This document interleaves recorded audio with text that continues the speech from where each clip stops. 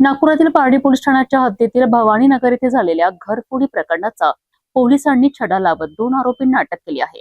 सुमारे 1,13,000 रुपयांच्या चोरी प्रकरणात 13,400 रुपयांचा मुद्देमाल जप्त करण्यात आला असून मुख्य आरोपी इरफान अन्सारी अद्याप फरार आहे. 25 जुलै रोजी पारडी पोलीस ठाण्याच्या हद्दीतील भवानी नगर परिसरात घरफोडीची घटना घडली होती.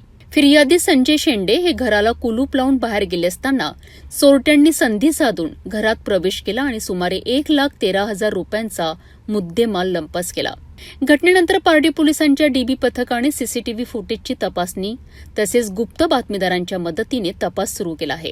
या तपासात नरेश रोशन उईके वय 18 वर्ष आणि राम हेमराज समकोसरे या दोघांना अटक करण्यात आली आहे. दोघेही भांडेवाडी परिसरातील रहिवासी असून त्यांच्याकडनं 13,400 रुपयांचा मुद्देमाल जप्त करण्यात आला आहे. या गुन्ह्यातील मुख्य आरोपी इरफान शमशाद अन्सारी वय 22 वर्ष राहणार भांडेवाडी हा अद्याप फरार असून त्याचा शोध सुरू आहे. पोलिसांच्या माहितीनुसार इरफान हा सराईत घरफोड्या असून त्याच्यावर नागपूर शहरात घरफोडीचे अनेक गुन्हे दाखल आहेत. चोरट्यांची कार्यपद्धती म्हणजेच कुलूपबंद आणि निर्जन घरे हेरून त्यांची रेकी करणे आणि संधी मिळताच घरफोडी करणे असा तपासात उघड झाला आहे. नागरिकांनी घर बंद ठेवताना अधिक सतर्क राहावे असे आवाहनही पोलिसांनी केले आहे. ह्या मागावर आमचे डीबीचे कर्मचारी वारंवार फुटेज चेक करत होते आणि गुप्त बातमीदारांच्या माध्यमातून यातील 2 आरोपी अटक केले. आम्ही नरेश उईके वय 18 वर्ष राहणार भांडेवाडी आणि दुसरा राम हेमराज सोनकोसरे भांडेवाडी या दोघांना अटक करून त्यांच्याकडनं आम्ही जवळपास 13,400 रुपयाचा मुद्देमाल जप्त केलाय आणि याच्यातला मुख्य आरोपी इरफान तो फरार आहे. त्याचा शोध घेणं सध्या सुरू आहे. यामध्ये फिर्यादी संजय शेडके आहेत राहणार भवानी नगरचे.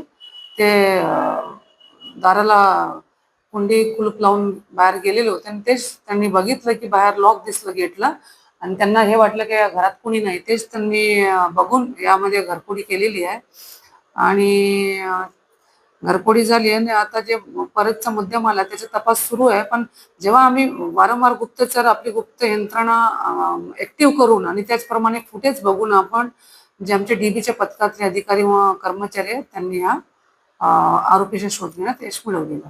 घरफोडी प्रकरणातील 2 आरोपींना अटक करण्यात पोलिसांना यश आले असले तरी मुख्य आरोपी अद्याप फरार आहे.